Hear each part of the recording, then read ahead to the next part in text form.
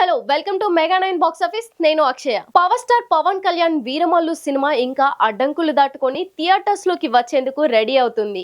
ఈ మూవీని senior producer AM రత్నం నిర్మించారు. 80% క్రిష్ డైరెక్ట్ చేస్తే 20% జ్యోతి కృష్ణ డైరెక్ట్ చేశారు. ఈ సినిమా షూటింగ్ వర్క్ ను power star Pawan Kalyan complete చేశారు. అయితే ఈ మూవీ సెట్ లో మాటల మాంత్రికుడు త్రివిక్రమ్ శ్రీనివాస్ కనిపించారనే వార్త బయటకు వచ్చింది. ఇంతకీ వీరమల్లుకు త్రివిక్రమ్కు ఉన్న సంబంధం ఏంటి? వీరమల్లు న్యూ రిలీజ్ ఎప్పుడు?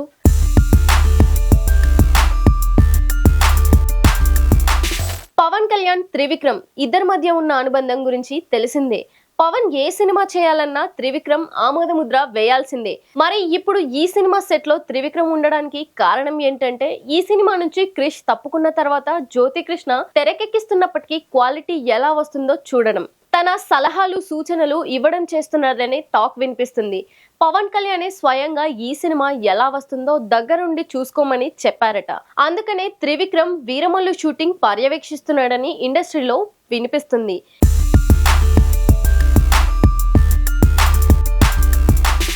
ఇప్పటికే వీరమల్లు చాలా సార్లు వాయిదా పడింది.